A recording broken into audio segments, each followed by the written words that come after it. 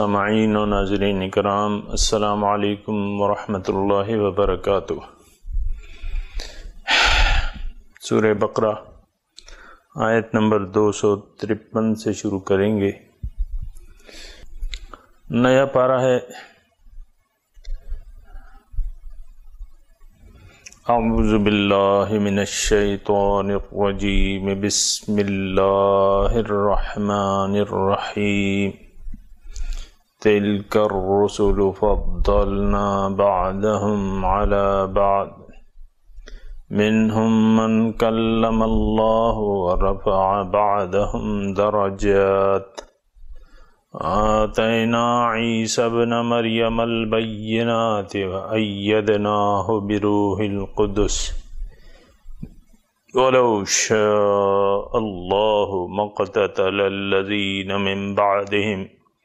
من بعد ما جاءتهم البینات ولكن اختلفوا فمنهم من آمن ومنهم من كفر ولو شاء الله ما اقتتلوا ولكن الله يفعل ما يريد يا أيها الذين آمنوا أنفقوا مما رزقناكم من قبل أن يأتي يوم لا بيع فيه ولا خلة ولا شفاعة والكافرون هم الظالمون۔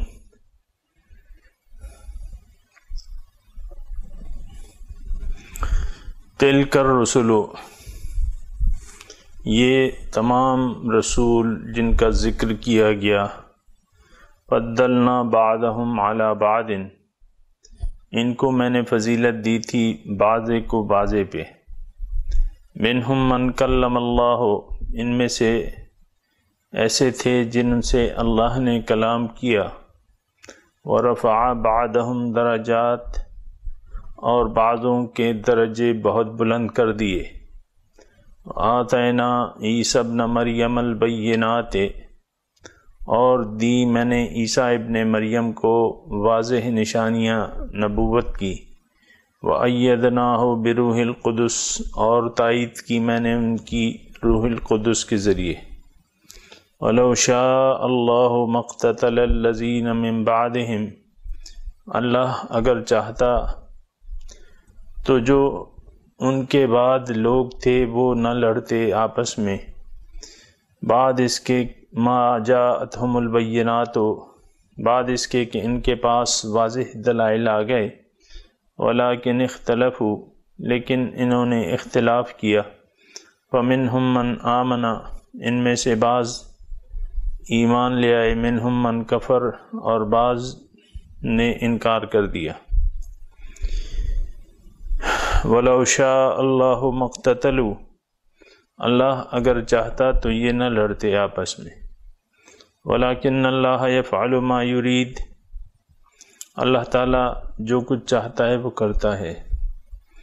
یا ایھا الذین آمنوا، اے ایمان والو، انفقوا، خرچ کرو، مما رزقناکم، جو میں نے تمہیں دیا ہے، من قبل ان یأتی یوم، قبل اس کے کہ آ جائے وہ دن، لا بیع فیہ، جس میں کوئی خرید و فروخت نہیں ہو سکتی، ولا خلۃ، نہ کوئی دوستی کام آئے گی، ولا شفاعۃ، اور نہ کوئی شفاعت ہوگی بغیر اذن کے، والکافرون هم الظالمون، اور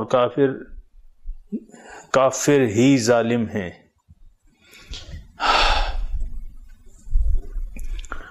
سامعین کرام، قرآن ایک گہرے مطالعے کا ہم سے مطالبہ کرتا ہے، اور یہ بھی سامعین کرام میں بتا چکا ہوں کہ قرآن کے جو مقاصد ہیں وہ اگر ہمارے سامنے نہ ہوں تو پھر قرآن کی سمجھ تھوڑی مشکل ہو جاتی ہے، اور قرآن پہ ایمان ایسا نہیں ہوتا جس طرح کے ہونا چاہیے۔ تلک الرسل فضلنا بعضهم علی بعض، ایک آیت ان میں سے ایسی، یعنی یہ بھی ہے کہ اس کا ربط جو ہے بظاہر سمجھ میں نہیں آتا، پھر پھر آپ دیکھیں کہ وَلَوْ شَاءَ اللَّهُ مَقْتَتَلَ الَّذِينَ مِن بَعْدِهِمْ، پھر جو ہے انفاق کا مضمون ہے، پھر جو ہے آیت الکرسی ہے.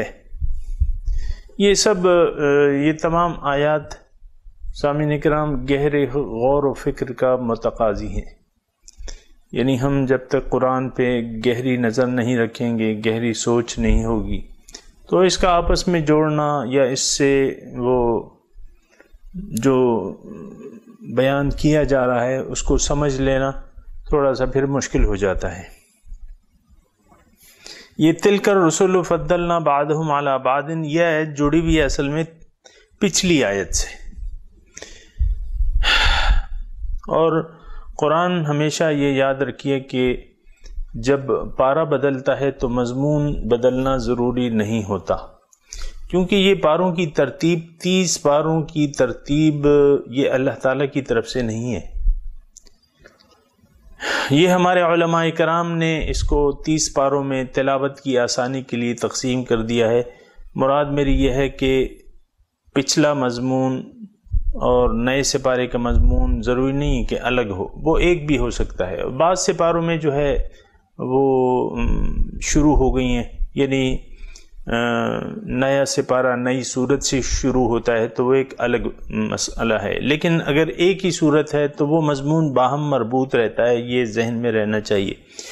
اسی طرح یہ مضمون بھی ہے. سورہ بقرہ تقریباً 2.5 پاروں پہ مشتمل ہے اور یہ تیسرا پارہ ہے اور سورہ بقرہ جاری ہے. تو مضمون وہی ہے، جو کچھ بیان ہو رہا ہے پچھلے مضمون سے جڑا ہوا مضمون ہے. سامعین کرام، اس میں ایک بات تو یہ ذہن میں رکھیں، اگر قرآن پہ آپ سمجھنا چاہتے ہیں، مضامین پہ اور اس کے رب پہ سمجھنا چاہتے ہیں، تو ایک بات 2-3 باتیں جو ہیں ذہن میں رکھیں. ایک تو ابواب البر کا مضمون تھا، معاشرے کے احکامات تھے، مختلف احکامات بیان کر دیے گئے. پھر آتے آتے آتے آتے یعنی گھر سے لے کر جو ہے آپ نے دیکھا کہ اللہ تعالیٰ نے پھر یعنی باہر کے میدان کی، کہاں سے الم تر الی الذین خرجوا من دیارہم وہم الوف حذر الموت، قتال کا مضمون شروع ہو گیا. قاتلوا فی سبیل اللہ، یعنی گھر کا نظام سیٹ ہو گیا.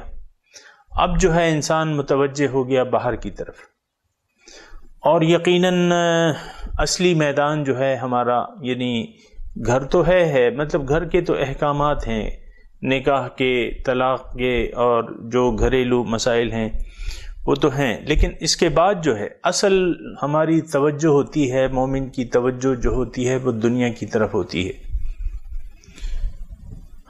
اور یہ جد و جہد کرتا ہے مومن جو ہے، یا مومنوں کی جماعت اعلاء کلمت الحق کے لیے جد و جہد کرتا ہے. اللہ تعالیٰ کے دین کا، اللہ تعالیٰ کے دین کے نفاذ کے لیے مومن پھر جد و جہد کرتا ہے. اور یہ ہمیں حکم ہے کہ وَقَاتِلُوهُمْ حَتَّى لَا تَكُونَ فِتْنَةٌ وَيَكُونَ الدِّينُ كُلُّهُ لِلَّهِ. سامعین کرام متوجہ رہیں، اصل میں جو اللہ تعالیٰ نے احکامات بیان کیے ہیں وہ تمام تقریباً احکامات ہمارے لیے کوئی اہمیت کا حامل نہیں ہے، کیونکہ جو مقاصد قرآن کے مقاصد ہیں وہ ہمارے مقاصد نہیں ہیں. ناراض ہونے کی اس میں ضرورت نہیں ہے. سامعین، جو حقیقت میں ہے وہ میں بیان کر رہا ہوں. تو دیکھیں، وَقَاتِلُوهُمْ حَتَّى لَا تَكُونَ فِتْنَةٌ، تم نے ان سے جنگ کرنی ہے جب تک کہ فتنہ ختم نہ ہو جائے اور دین سارے کا سارا اللہ کا نہ ہو جائے. تو اب فتنہ کیا ہے؟ اظہار رائے، آزادی مذہب، اور انسان کو اپنی مرضی کے مطابق زندگی گزارنے کا ایک موقع دینا. دوسری جو فتنہ ہے وہ یہ ہے کہ یعنی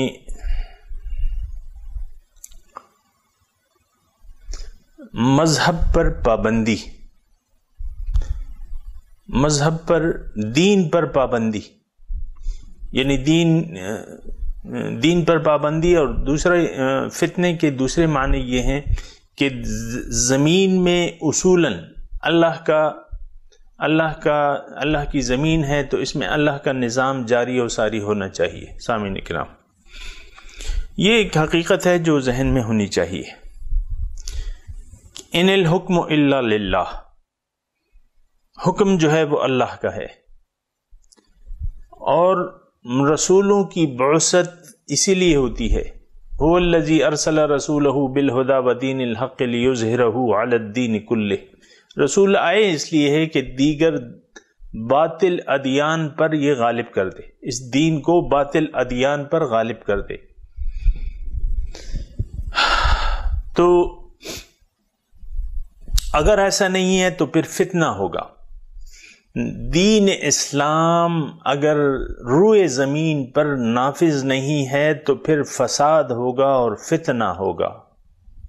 اس فتنے کو ختم ہونا چاہیے، اللہ کا دین روئے زمین پر نافذ ہونا چاہیے۔ سامعین کرام اور ناظرین کرام، یہ ہماری ذمہ داری ہے، مذہبی ذمہ داری ہے۔ ہر کلمہ گو پر یہ ذمہ داری عائد ہوتی ہے کہ وہ اپنے گھر کی اصلاح کر کے اپنے نفس کی اصلاح کرے اور اپنے مقصود کی طرف متوجہ ہو جائے، اور اعلاء کلمت الحق کے لیے، اس سے میری مراد یہ ہے کہ اللہ کے دین کے نفاذ کے لیے کمر باندھ لے، کیونکہ یہ امت مسلمہ کی بنیادی ذمہ داری ہے۔ کنتم خیر امت اخرجت للناس تأمرون بالمعروف وتنہون عن المنکر۔ تو اللہ کی زمین پر اللہ کے دین کا نفاذ، اس کے لیے کوشش کرنا، اس کے لیے اپنی مال و جان وقف کر دینا۔ سامعین کرام، یہ ہماری ذمہ داریاں ہیں۔ تو آپ نے دیکھا کہ جو ہی وہ گھر کے احکامات ختم ہوئے تو پھر اللہ تعالیٰ نے فوراً ہمیں یہ حکم دیا کہ بھئی تم نے موت سے نہیں ڈرنا۔ اگر موت سے ڈر گئے تو قومی موت تم پر واقع ہو جائے گی۔ حب الدنیا و مخافت الموت، تم میں وہن آ جائے گا اگر تم نے دنیا کی محبت میں گرفتار ہو گئے، اور دنیا کی محبت میں گرفتار ہو گئے اور موت سے ڈرنے لگے تو تم میں کمزوری آ جائے گی، تم اجتماعی طور پر مردہ قوم تصور ہوگے۔ آج سامعین کرام دیکھیں، دونوں چیزیں جو حضور صلی اللہ علیہ وسلم نے عرض کی تھیں کہ وَلَكِنْ وَقَعَ فِي قُلُوبِكُمُ الْوَهْنُ، تم میں وہن آ جائے گا، کمزوری آ جائے گی۔ حب الدنیا و مخافت الموت، دنیا کی محبت اور موت کا ڈر۔ سامعین کرام دیکھیں، آج ہم موت سے کتنا ڈرتے ہیں اور دنیا کی محبت میں گرفتار ہیں، ظاہر کے دھوکے میں گرفتار ہیں۔ تو یہ چیزیں جو ہیں سامعین اکرام، یہ ذہن میں ہونی چاہیے کہ اللہ تعالیٰ کو ان اللہ یحب الذین یقاتلون فی سبیلہ صفا کأنہم بنیان مرصوص، اللہ تعالیٰ محبت کرتا ہے ان لوگوں سے جو اس کے راہ میں لڑتے ہیں صف بستہ ہو کے، گویا کہ وہ سیسا پلائی ہوئی دیوار ہے۔ سامعین اکرام، ہم تو بات یہ ہے کہ ہم تو محبوبان دنیا ہیں اور طالبان دنیا ہیں، اور طالبان مولا جو ہیں وہ پھر وہ کام کرتے ہیں جن کو اللہ تعالیٰ پسند کرتا ہے، اور ویسا بننا چاہتے ہیں جیسے لوگوں کو اللہ تعالیٰ پسند کرتا ہے۔ تو ان میں سے ایک گروپ یہ بھی ہے کہ ان اللہ یحب الذین یقاتلون فی سبیلہ صفا کأنہم بنیان مرصوص، یہ لوگ اللہ کی راہ میں لڑتے ہیں صف بستہ ہو کے، یکجان ہو کے، اکٹھے ہو کے، جماعت۔ سامعین اکرام، ہر فقرے میں جو ہے پھر مضامین ہیں، لیکن میں اپنے موضوع تک محدود رہوں گا۔ اور صفن کأنہم بنیان مرصوص، گویا کہ وہ سیسا پلائی ہوئی دیوار ہیں، اور سیسا پلائی ہوئی دیوار اس وقت تک کوئی نہیں بن سکتا جب تک اس جماعت کو اپنے مقصود پر یقین نہ ہو، ایمان باللہ نہ ہو، ایمان بالآخرت نہ ہو، اور وہ اس کا نصب العین دنیا نہ ہو بلکہ آخرت ہو، اس وقت تک وہ سیسا پلائی ہوئی دیوار بن ہی نہیں سکتی۔ سامعین کرام، اللہ اکبر۔ تو یہ جنگ جو ہے یہ بہت زیادہ ضروری ہے سامعین کرام، ابھی تفصیل آئے گی۔ تو اللہ تعالیٰ نے پھر اس کی ہمیں مثالیں بھی دی، قاتلوا حکم دیا، قاتلوا فی سبیل اللہ واعلموا ان اللہ سمیع علیم۔ پھر من ذا الذی یقرض اللہ قرضا حسنا فیضاعفہ لہ اضعافا کثیرا۔ تو اللہ تعالیٰ نے قرض کا اشارہ دیا کہ بھئی تم قرض دے دو، اتنا یقین کرو کہ یعنی مجھے دے رہے ہو اور میں تمہیں بڑھا چڑھا کے قرض واپس کروں گا۔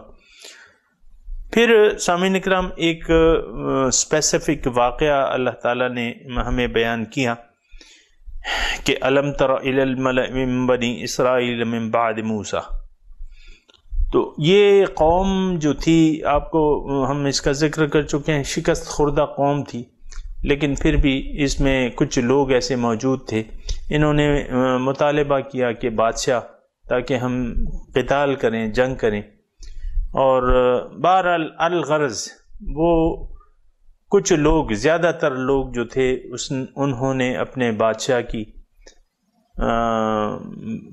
کی اطاعت نہیں کی۔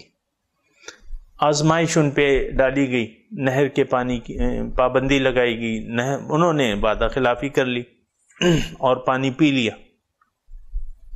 فشربوا منہ الا قلیلا منہم، تھوڑے سے لوگوں نے ان کا نبی کا کہنا مانا، تو آپ نے دیکھا کہ وہ تھوڑے لوگوں کو اللہ تعالیٰ نے فتح دے دی، فہزموہم باذن اللہ۔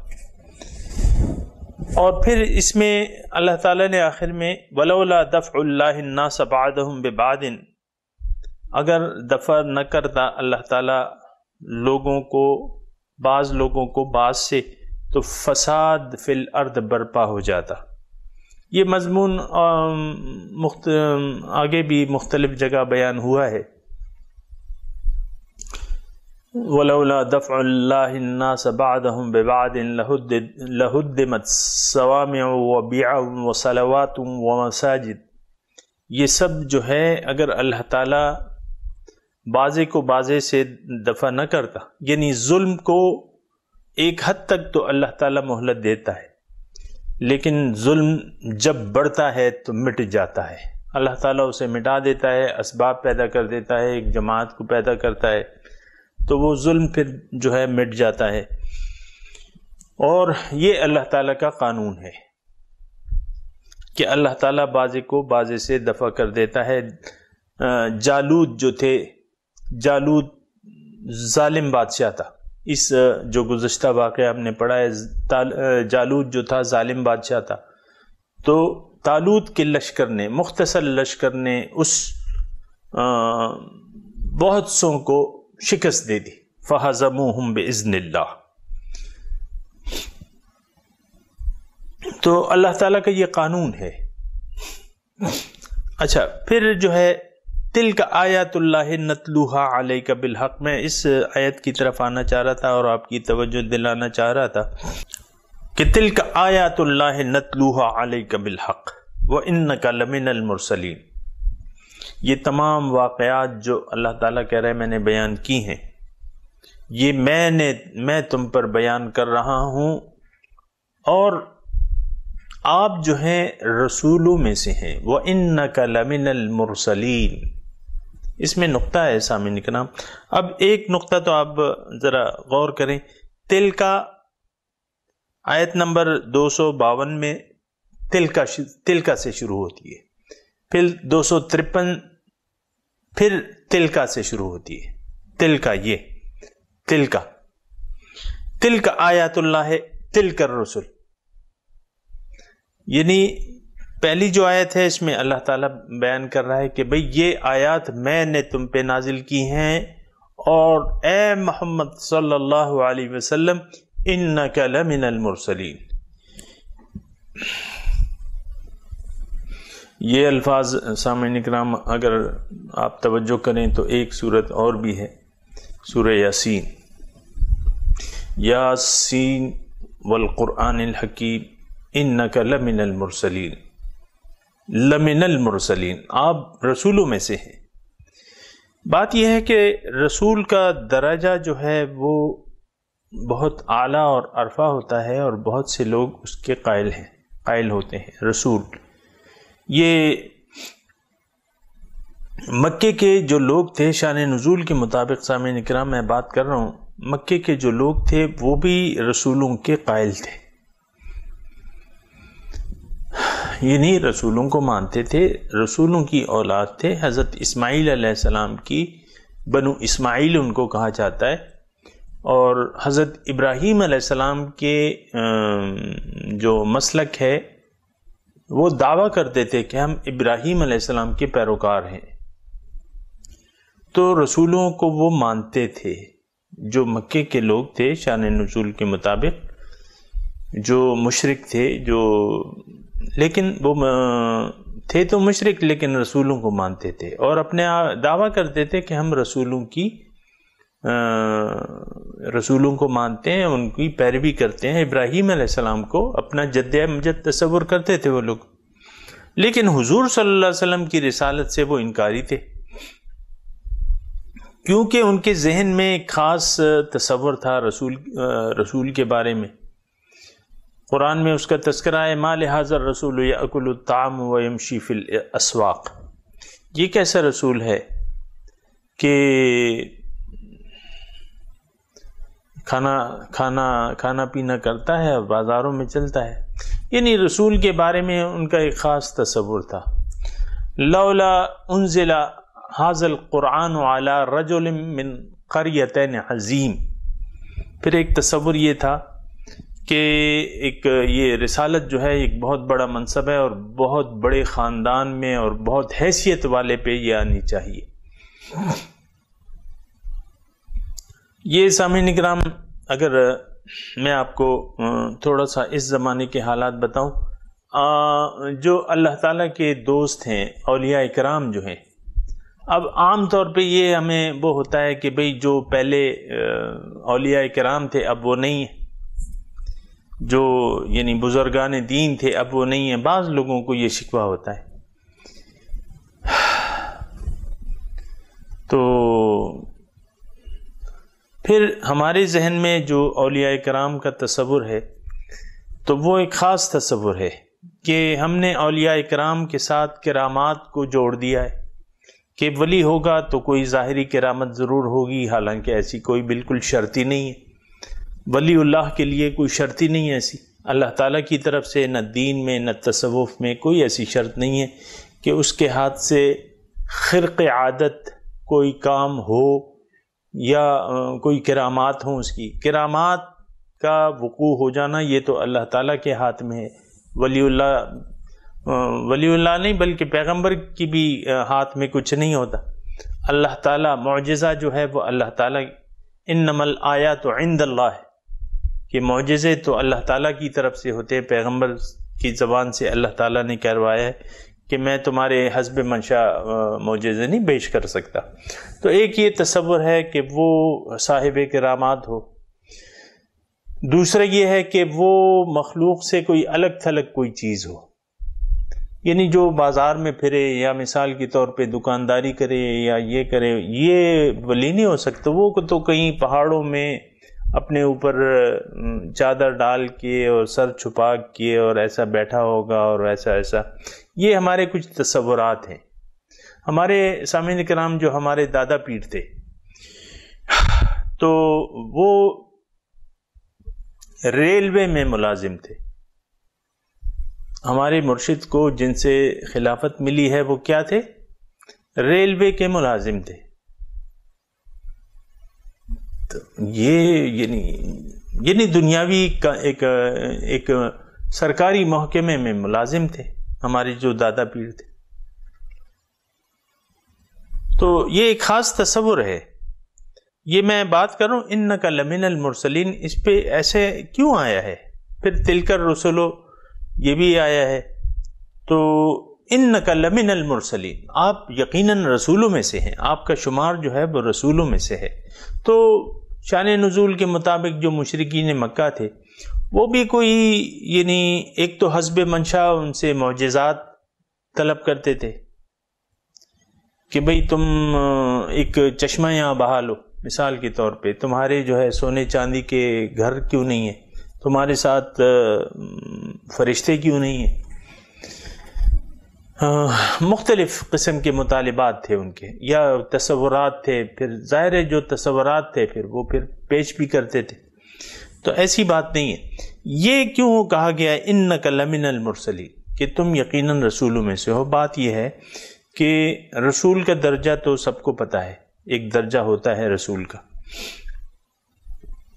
لیکن اب رسول جو یعنی حضور صلی اللہ علیہ وسلم کے متعلق کہا جا رہا ہے کہ آپ یقیناً لمن المرسلین، آپ رسولوں میں سے ہیں، یقیناً آپ رسولوں میں سے، انکا لمن یہ دیکھیں اس میں تاکید ہے، انکا تاکید ہے، پھر جو ہے یہ لام انکا من المرسلین یہ بھی ہو سکتا ہے، لمن المرسلین، یقیناً ضرور آپ رسولوں میں سے ہیں۔ بات یہ ہے کہ انسان صرف انسانی ذہن کو یہ قائل کیا جا رہا ہے شان نزول کے مطابق کہ آپ یقیناً رسولوں میں سے ہیں۔ جب تک ایک ہستی پر انسان کا عقیدہ نہیں بنتا سامعین کرام تو اس کی اطاعت بھی پھر مشکل ہوتی ہے۔ رسول تو پھر اللہ تعالیٰ کے احکامات پیش کرتا ہے، اگر اسی کے بارے میں لوگ شک شکوک و شبہات کا شکار ہو جائیں یا اس پر اتنا پختہ یقین نہ ہو تو پھر اس کی پیروی کیسے کریں گے، اس کا ادب، اس سے محبت یہ کیسے کریں گے؟ تو جب یہ پتہ چل جائے کہ ہاں یہ بالکل رسولوں میں سے ہیں اور محمد صلی اللہ علیہ وسلم اللہ کے رسول ہیں، تو پھر ایک ذہن بن جائے گا کہ ہاں ان کا ہم نے ادب بھی کرنا ہے، ان سے ہم نے محبت بھی کرنی ہے کیونکہ یہ اللہ تعالیٰ کے رسول ہیں، ان کی ہم نے پیروی کرنی ہے، ان کی اتباع کرنا ہے، ان کی اطاعت کرنی ہے۔ یہ پھر ایک ذہن بن جاتا ہے۔ اگر شخصیت پر ایمان آ جائے کہ ہاں یہ اللہ تعالیٰ کے پیغمبر ہیں اور یہ ان کی بہت بڑی شان ہے، اللہ تعالیٰ کے محبوب ہیں، تو پھر انسان کا ایک ذہن بن جاتا ہے۔ وہاں تو شان نزول کے مطابق وہ مکے والے لوگ جو تھے، یا مدنی صورت ہے، اب دیکھیں کہ جو یہود تھے ان کا ذہن نہیں بن رہا تھا بوجوہ کہ بھئی یہ رسول کا درجہ دینے کو تیار نہیں تھے اور مختلف قسم کی باتیں کرتے تھے، اور جو منافقین تھے یہ یعنی یقیناً مدنی صورت ہے، منافقین تھے اور ایک خاصی تعداد میں تھے، یعنی آپ دیکھیں کہ 300 منافقین اس صورت کے نزول کے بعد جب حضور صلی اللہ علیہ وسلم غزوہ احد کے لیے تشریف لے جاتے ہیں 1000 کی تعداد میں، تو 300 بظاہر جو صحابہ کرام جن کو ہم کہتے ہیں، تو وہ 300 لوگ جو تھے وہ ان سے جدا ہو گئے۔ تو اصل میں وہ لوگ تو شک اور شبہ کا شکار تھے، جو 300 لوگ تھے بظاہر مسلمان، حقیقت میں منافقین تھے۔ اپنے سردار رئیس المنافقین کی قیادت میں وہ لوگ واپس چلے گئے مدینے، تو ان کا اعتماد نہیں تھا، ایک تو وہ منافق تھے اور جو کلمے کی دعوت تھی ان کی سمجھ میں نہیں آ رہی تھی اور نہ اس کے لیے وہ تیار تھے۔ تو ایک ہمیشہ ایک یہ پوائنٹ ہے سامعین کرام کہ ایک شخصیت پر جتنا ہمارا اعتماد ہوگا اس کی اطاعت، جتنا اعتماد ہوگا اس کی اطاعت اور اس سے محبت اتنی ہی آسان ہو جائے گی۔ تو سب سے پہلے اب میں یہاں تھوڑی سی بات کرتا ہوں، ظاہر ہے کہ رہنمائی کے بغیر ہم اسلام میں آگے نہیں بڑھ سکتے۔ اسلام ہم نے ایک رہنما سے لینا ہے، آپ از خود اپنی رہنمائی نہیں کر سکتے. کتاب آپ کی ایسی رہنما نہیں بن سکتی کہ جو آپ کو ایک عملی نمونے کی ضرورت ہے. ایک عملی نمونہ آپ نے تلاش کرنا ہوگا جن سے آپ قرآن سیکھیں، قرآن کا علم سیکھیں، اللہ کی معلومات جو ہیں. فَاسْأَلْ بِهِ خَبِيرًا، اللہ تعالیٰ کا حکم ہے. الرحمن فَاسْأَلْ بِهِ خَبِيرًا، اور تو رحمان ہے، اس کے بارے میں کسی خبردار سے معلومات حاصل کرو. فَاسْأَلُوا أَهْلَ الذِّكْرِ إِن كُنتُمْ لَا تَعْلَمُونَ، تم اگر نہیں جانتے اللہ کے بارے میں، اللہ کے دین کے بارے میں، تو اللہ والوں سے، اہل ذکر سے رابطہ کرو، ان سے پوچھو. اللہ تعالیٰ کی معرفت کی باتیں ان سے پوچھو، ان کی صحبت اختیار کرو. وَكُونُوا مَعَ الصَّادِقِينَ، سچوں کی صحبت اختیار کر لو تو صحبت صالح ترا صالح کند. سچوں کی صحبت تمہیں سچا بنا دے گی اور بروں کی صحبت تمہیں برا بنا دے گی. کونوا مع الصادقین واتبع سبیل من اناب الی، تم ایسے شخص کی پیروی. یہ ساری قرآن کی باتیں ہیں سامعین کرام. بعض لوگ جو ہیں بالکل اس موضوع سے چڑھتے ہیں کہ ہم نے تو نہیں کرنی کسی کی پیروی. نہیں بھائی، یہ تو طریقہ کار ہے جو اللہ تعالیٰ نے طریقہ بنایا ہوا ہے، جیسے احکامات دیے ہیں. ہم تو یہ نہیں کہہ رہے کہ کسی شخص کو آپ خدا بنا لیں. اللہ کے سوا تو کوئی معبود ہی نہیں ہے. آپ اللہ کے بندے سے اپنا تعلق جوڑیں جو اللہ تعالیٰ کی بندگی کر رہا ہو، اس سے بندگی کا طریقہ سیکھیں. از خود ایسا نہیں ہو سکتا کہ آپ کتابیں پڑھ کے بندگی کرنے لگیں. یہ تو دل کے معاملات ہیں. پھر آپ نے تزکیہ نفس بھی کرنا ہے اپنا. اب خود اپنا علاج کوئی نہیں کر سکتا. ایک مزکی کو ڈھونڈنا ہوگا، مزکی سے رابطہ کرنا ہوگا. تو سامعین کرام، ایک ہستی کی ضرورت ہمیں آج بھی ہے. یہ اچھی طرح ذہن نشین کر لیں. انسان کی رہنمائی میں آگے بڑھ سکتا ہے. صرف کتاب جو ہے یہ آپ جان لیں اور آپ کو اتنا علم ہونا چاہیے. صرف کتاب کافی نہیں ہے. کتاب والے کی بھی ضرورت ہے، جس کی طرف میں نے آپ کو اشارات دیے ہیں، قرآن سے ہی اشارات دی ہیں. تو یہ بہت زیادہ ضروری ہے. تو بات میں یہ کر رہا تھا کہ ایک ہستی پر اگر ہمارا یقین ہو کہ ہاں یہ اللہ تعالیٰ کا بندہ ہے اور مجھے اللہ کی بندگی اسی سے سیکھنی ہے، اور جب آپ کا اس پر پہلے تو آپ نے یقین کرنا ہے، اپنا تلاش کرنی ہے، اس کے بارے میں معلومات کرنی ہے کہ یہ رحمان کی صورت میں شیطان تو نہیں ہے. اے بسا ابلیس آدم روئے ہست، پس بہر دستے ندا دست. مولانا روم کہتے ہیں کہ دیکھو، تم جب اپنا ہاتھ کسی کے ہاتھ میں دو تو بہت دفعہ ایسا ہوتا ہے کہ ابلیس انسان کی شکل میں ابلیس تمہیں مل جاتا ہے. پر بہر دستے ندا دست، ہر ہاتھ میں تم نے ہاتھ نہیں دینا ہے. تم نے دیکھنا ہے، تلاش کرنی ہے جو رحمان والا ہے. الرحمن فاسأل به خبیرا، وہ تو رحمان ہے اور اس کے بارے میں کسی خبردار سے معلومات حاصل کیجئے. تو آپ نے رحمان والے سے رابطہ کرنا ہے، شیطان والے سے رابطہ نہیں کرنا. سامعین اکرام، آج بہت سے لوگ رحمانیت کا روپ ڈھال کے شیطان ہیں. یہ آپ کو دیکھنا چاہیے. بہت سے لوگ دیکھیں، حضور صلی اللہ علیہ وسلم کے پاس جو ہے یعنی حضور کے پردہ فرمانے کے بعد بہت سے جھوٹے کذاب پیدا ہو گئے تھے جنہوں نے دعوی نبوت کر دیا تھا، اور بہت سے لوگ ان پر ایمان بھی لے آئے تھے. اسی طرح آج بہت سے اللہ والے جو ہیں، بہت سے جعلی صوفی ہیں. مثال کے طور پہ یعنی بہرحال میں نہ تو نام لے سکتا ہوں، لیکن صرف یعنی آپ کو متنبہ کرنا چاہتا ہوں کہ آپ نے اللہ کے بندے سے تعلق قائم کرنا ہے، جو اللہ کی بندگی میں مصروف ہے، جو کہ متقی ہے، جو کہ اللہ تعالیٰ کے راستے پر چل رہا ہے، اس سے آپ نے تعلق قائم کرنا ہے. اور اس کی پھر کچھ نشانیاں ہیں، لیکن کرامات کوئی کسوٹی نہیں ہے. دیکھیں 3 بڑی بڑی ان کی کسوٹیاں ہیں. ایک تو وہ شخص جاہل نہ ہو.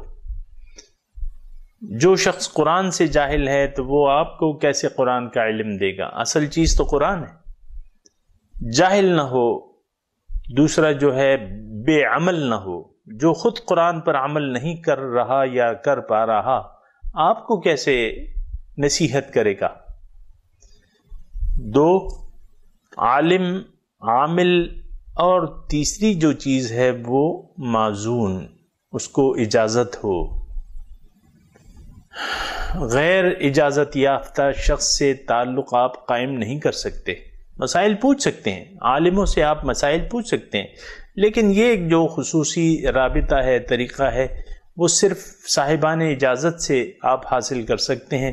اور ان کی صحبت جو ہے وہ پھر انسان کو کیمیا بنا دیتی ہے اگر ایک خاص طریقے سے اس صحبت میں بیٹھا جائے.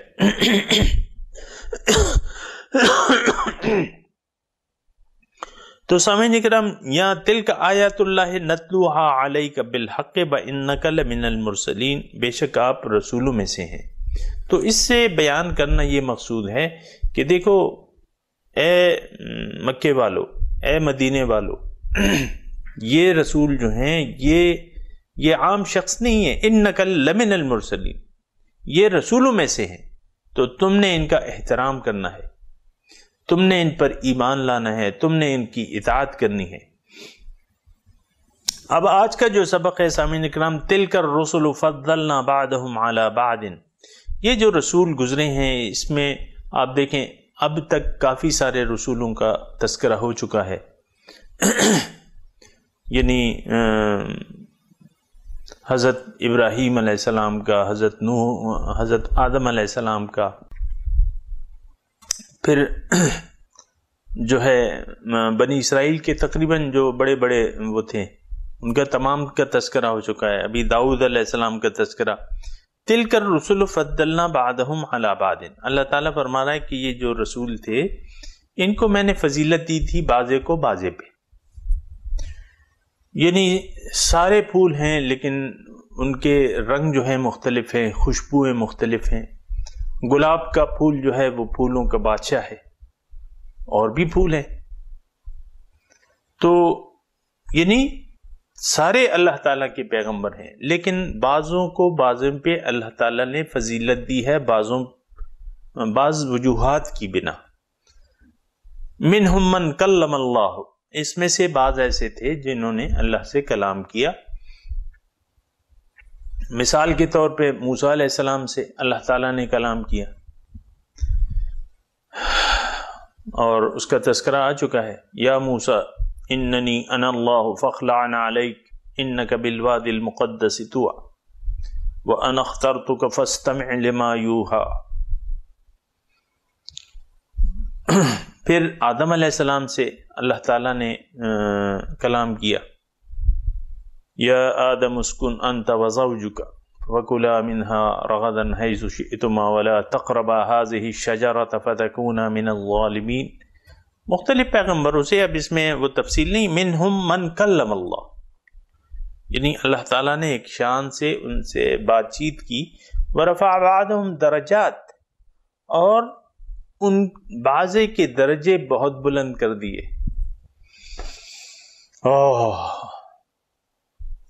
اس میں اشارہ جو ہے ہمارے حضور صلی اللہ علیہ وسلم کی طرف ہے کہ ان کے درجات یعنی سردار الانبیاء ان کو بنا دیا.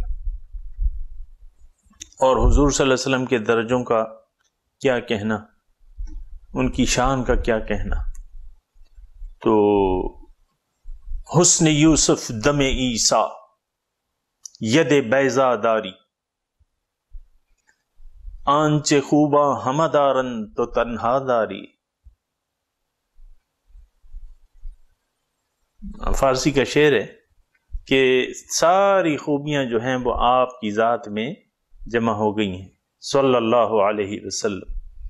وَآتَيْنَا عِيسَى ابْنَ مَرْيَمَ الْبَيِّنَاتِ، اور میں نے دی عیسیٰ ابن مریم کو، یعنی سب سے آخر میں عیسیٰ علیہ السلام، یعنی سب سے آخر میں تو حضور صلی اللہ علیہ وسلم، لیکن ان سے متصل جو ہیں وہ عیسیٰ علیہ السلام آئے تھے، ان کو اللہ تعالیٰ فرما رہا ہے کہ میں نے ان کو واضح نشانیاں دی تھیں۔ وَأَيَّدْنَاهُ بِرُوحِ الْقُدُسِ، اور ان کی میں نے تائید کی تھی روح القدس کے ذریعے۔ تو عیسیٰ ابن مریم، اس میں ایک خاص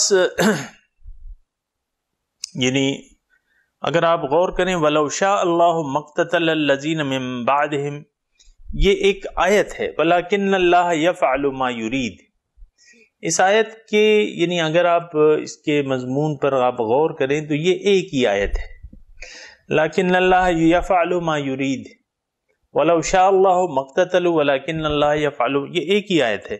اس میں مراد یہ ہے، اصل جو اس میں مضمون ہے وہ قتال کی وجوہات بیان کرنا ہے کہ یہ قتال جو ہے یہ کیوں روا ہو جاتا ہے بعض حالات میں۔ تو وَلَوْ شَاءَ اللَّهُ مَقْتَتَلَ الَّذِينَ مِن بَعْدِهِمْ، اب ظاہر ہے کہ رسولوں کا سلسلہ تو جاری و ساری تھا حضور صلی اللہ علیہ وسلم تک، لیکن ہر پیغمبر جب آیا تو اس کی قوم جو ہے اس کے آنے کے بعد دو فرقوں میں بڑھ گئی، فَمِنْهُمْ مَنْ آمَنَ وَمِنْهُمْ مَنْ كَفَرَ، بعض ایمان لے آئے اس پہ، بعض نے ایمان کر دی، بعض نے انکار کر دیا، لیکن اکثریت نے جو ہے، یعنی کوئی پیغمبر آپ ایسا نہیں بتا سکیں گے سوائے حضور صلی اللہ علیہ وسلم کے کہ ان کی قوم کی اکثریت ان پر ایمان لے آئی۔ اقلیت، ہمیشہ اقلیت ایمان لاتی ہے، اور سامعین کرام یہ کوئی پریشان کن بات نہیں ہے۔ حق جو ہے اہل حق تھوڑے ہوتے ہیں اور باطل والے زیادہ ہوتے ہیں، اس کی اپنی وجوہات ہیں، لیکن اختلاف، حق کا اظہار اختلاف کو مٹانے کے لیے ضروری نہیں ہے۔ اس میں دو تین مضامین ہیں سامعین کرام، اس کی طرف اگر آپ توجہ کریں۔ ایک تو یہ ہے کہ اختلاف رائے برقرار رہے گا، یعنی سارے لوگ جو ہیں حق پر جمع نہیں ہو سکتے، کچھ جو ہیں اس کے مخالف ہوں گے، کچھ حق میں ہوں گے، ایک تو یہ بات ہے۔ دوسری بات یہ ہے کہ حق آنے کے بعد اس کی مخالفت تو ہمیشہ ہوئی ہے، اس میں بھی کوئی اچنبے کی بات نہیں ہے کہ بھئی حق آ گیا تو پھر، اور سب سے زیادہ بڑی مثال جو ہے وہ حضرت عیسیٰ علیہ السلام کی ہے کہ وہ البینات لے کر آئے تھے، واضح نشانیاں، یعنی ایسی نشانیاں جس سے کوئی انکار ہی نہیں کر سکتا تھا، لیکن اس کے باوجود جو ہے لوگوں نے ان سے انکار کر دیا اور ان کے قتل کے در پہ ہو گئے، اور زعم خود ان کو پھانسی کے تختے پر لا کے چھوڑا۔ عیسیٰ علیہ السلام کا جو یعنی واقعہ ہے وہ آپ کو پتہ ہے کہ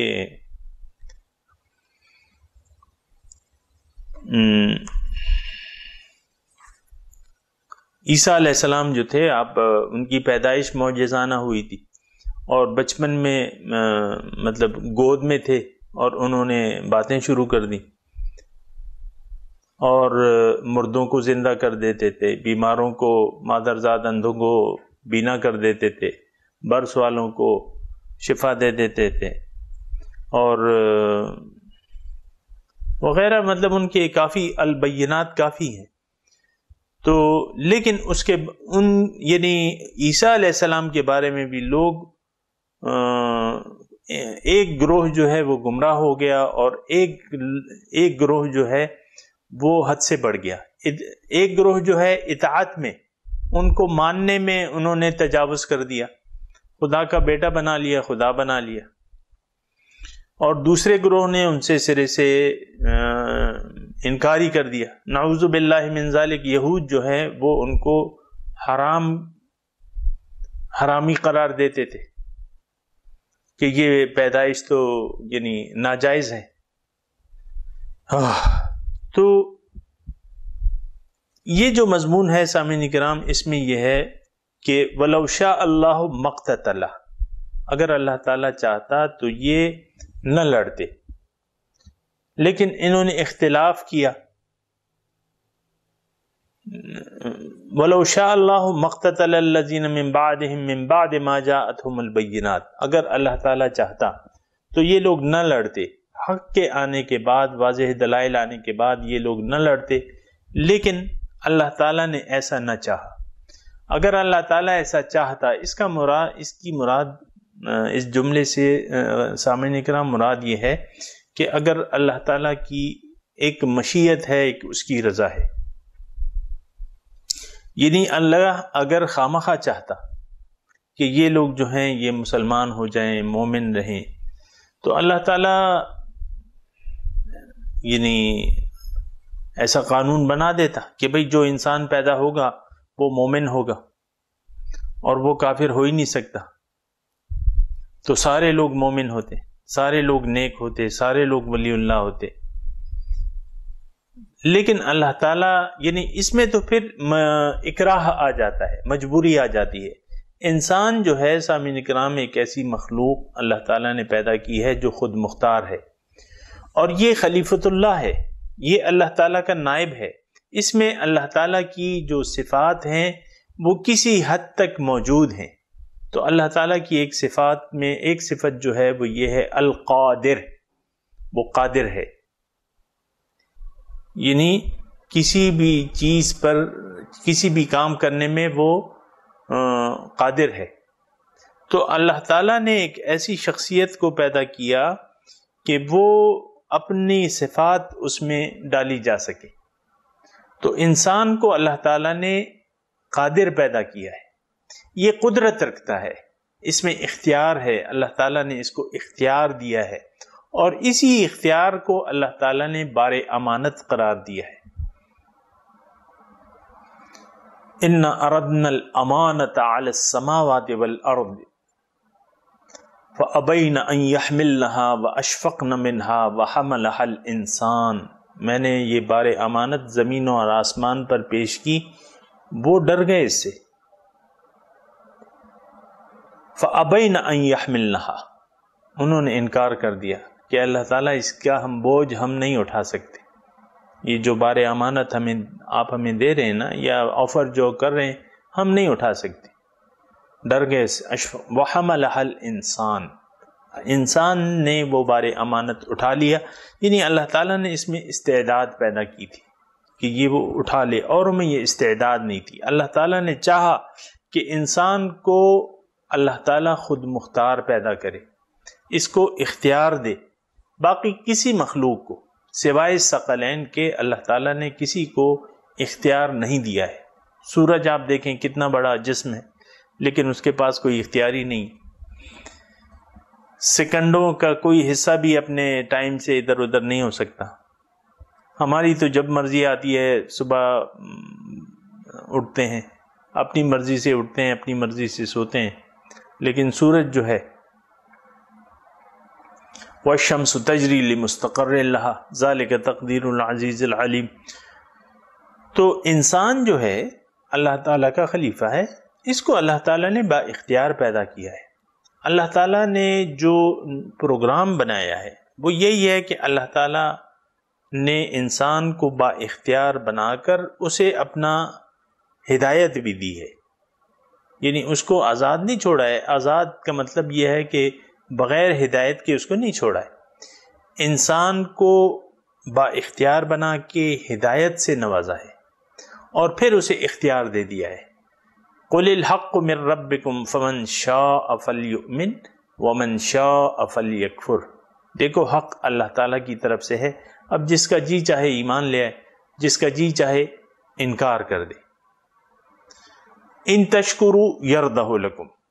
اب اے انسانوں، حق تمہارے پاس آ گیا، اگر تم اس کی نعمتوں کا شکریہ ادا کرو، اس کے ہدایات کی پیروی کرو، یردہ لکم، وہ راضی ہو جائے گا تم سے. لیکن ولا یرضی لعبادہ الکفر، لیکن اگر کسی نے کفر کی راہ اختیار کی، اللہ تعالیٰ کی ہدایات سے انحراف کیا یا اس کے مطابق زندگی نہیں گزاری، اپنی مرضی سے زندگی گزارنا چاہی، تو لا یرضی لعبادہ الکفر، اس پر اللہ تعالیٰ راضی نہیں ہے۔ لیکن مشیت اس کی یہ ہے کہ انسان با اختیار ہو۔ یہ ایک نقطہ ہے، بعض لوگ جو ہیں وہ کڑتے ہیں سامعین کرام، اور کڑتے یہ ہیں کہ یہ سارے لوگ مسلمان کیوں نہیں ہیں؟ بھئی اللہ تعالیٰ کا تو پروگرام ہی یہ تھا کہ انسان کو میں نے با اختیار پیدا کرنا ہے، پھر اس کو ہدایت بھی دینی ہے، پھر یہ ہدایت کو قبول کرنا یا اس سے انکار کر دینا انسان کے اپنے اختیار میں رکھا ہے، تو اس پہ کڑنا نہیں چاہیے۔ لیس علیک ھداھم ولکن اللہ یہدی من یشاء، تمہارے ذمہ ہدایت پہنچانا نہیں ہے، لیکن اللہ تعالیٰ جسے ہدایت دیتا ہے وہ بخش دیتا ہے۔ تو ہدایت جو ہے یہ قبول کرنا یا اس سے انکار کر دینا انسان کے اپنے اختیار میں ہے، اور ہدایت دے کے اللہ تعالیٰ نے ہدایت اور اختیار دے کے اللہ تعالیٰ نے اس کا امتحان کرنا ہے، امتحان کرنا مقصود ہے۔ خلق الموت والحیات لیبلوکم ایکم احسن عملا، اس نے زندگی اور موت پیدا کی ہے تاکہ وہ دیکھے کہ تم میں سے کون بہتر عمل کرتا ہے۔ احسن عملا یعنی حسن عمل کیا ہے؟ اسلام۔ اچھا عمل کیا ہے؟ اسلام۔ تو یہ پھر اللہ تعالیٰ نے آزمائش میں ڈال دیا ہے، اختیار دے کے انسان کو سامعین اکرام، اور یعنی اختیار دے کے اور پھر ہدایت دے کے آزمائش میں ہے، اب اس کی مرضی ہے، اور اس میں پھر جبر نہیں ہے۔ اللہ تعالیٰ نے دین کے اختیار کرنے میں انسان پر جبر نہیں کیا ہے۔ آگے آیت الکرسی کے بعد جو ہے جو آیت آتی ہے وہ یہی ہے کہ لا اکراہ فی الدین، دین میں کوئی زبردستی نہیں ہے۔ اب جن لوگوں نے ہدایت سے انکار کر دیا، ہدایت سے انکار کر دیا، انکار کا راستہ لے لیا، اب انکار کا راستہ فساد کا راستہ ہے۔ سامعین کرام ذرا تھوڑی سی توجہ رہے، انکار کا راستہ فساد کا راستہ ہے، کفر کا راستہ فساد کا راستہ ہے۔ فساد اگر زیادہ پھیلے گا تو اللہ تعالیٰ نہیں چاہتا کہ زمین میں فساد برپا ہو جائے، یہ یعنی اللہ تعالیٰ کہتا ہے چاہتا یہ ہے کہ دین جو ہے وہ غالب ہو جائے۔ تو پھر یہ ہے کہ مومن کو لڑنا پڑے گا، اس کو اجازت دی گئی ہے کہ بھئی تم لڑو، جو لوگ فساد فی الارض کر رہے ہیں ان کے خلاف لڑو، اگر فتنہ ہے زمین میں مومنو تم لڑو، اور تم لڑو گے اگرچہ قلیل مقدار میں ہوگے، میں تمہاری مدد کروں گا، لیکن اس کے لیے لڑنے کے لیے جماعت شرط ہے، لڑنے کے لیے امیر شرط ہے، بغیر جماعت کے بغیر امیر کے لڑا نہیں جا سکتا۔ یعنی آپ انفرادی طور پر کسی سے یعنی کسی فسادی سے نہیں لڑ سکتے، اس کی اجازت نہیں ہے، کسی کو ایسے قتل نہیں کر سکتے۔ ایک جماعت ہوگی، ایک امت ہوگی، ایک جماعت ہوگی جو حق پر قائم ہوگی، اپنے اصولوں پر ڈٹی ہوگی، پھر وہ یعنی اس کی پھر اپنی شرائط ہیں۔ لیکن اب اللہ تعالیٰ یہ فرما رہا ہے وَلَوْ شَاءَ اللَّهُ مَقْتَتَلَ الَّذِينَ مِن بَعْدِهِمْ، اللہ اگر چاہتا تو یہ لوگ نہ لڑتے ان کے بعد، من بعد ما جاءتهم البینات، بعد اس کے کہ واضح نشانیاں آ گئیں ان کے پاس حق کے بارے میں، لیکن انہوں نے اختلاف کیا، پھر اختلاف کیا، حق میں اختلاف کیا، تو حق میں اختلاف کیا فَمِنْهُمْ مَنْ آمَنَ وَمِنْهُمْ مَنْ كَفَرَ، کسی نے ان پر ایمان لے آئے اور کسی نے حق سے انکار کر دیا، ہمیشہ ایسا ہوتا چلا رہا ہے۔ وَلَوْ شَاءَ اللَّهُ مَقْتَتَلُوا، اللہ تعالیٰ اگر چاہتا تو یہ لوگ نہ لڑتے، لیکن اللہ تعالیٰ کی مشیت، یہاں مراد یہ ہے اللہ تعالیٰ کی مشیت یہ نہیں ہے کہ میں ان کو مجبور کر دوں، مجبور بنا کے زبردستی ان کو منوا لوں، یہ اللہ تعالیٰ کی مشیت نہیں ہے۔ اگر اللہ تعالیٰ چاہتا یعنی خواہ چاہتا اور ان کو مجبور بنا دیتا تو یہ تو پھر نہ لڑ سکتے، نہ لڑتے نہ لڑ سکتے. لیکن اللہ یفعل ما یرید، اللہ تعالیٰ جو چاہتا ہے وہ کرتا ہے. اور اللہ تعالیٰ کیا چاہتا ہے وہ میں نے آپ کو بتا دیا کہ اللہ تعالیٰ نے انسان کو آزمائش میں پیدا کیا ہے، اس کو اختیار دے کے، اس کو ہدایت دے کے اللہ تعالیٰ اس کو آزما رہا ہے، اور اس کو اپنی رضا اور ناراضگی کا راستہ بتا کے اس کو کہہ رہا ہے کہ تم مجھے ناراض مت کرو، میری ناراضگی سے ڈرو، واتقوا اللہ، اور میری ناراضگی سے ڈرو، مجھے ناراض نہ کرو. اگر تم نے مجھے ناراض کر دیا تو دنیا اور آخرت میں میری رحمت سے تم دور ہو جاؤ گے اور میری لعنت کے مستحق ہو جاؤ گے. مضمون جاری ہے سامعین کرام. وآخر دعوانا ان الحمد للہ رب العالمین، والسلام علیکم ورحمۃ اللہ وبرکاتہ.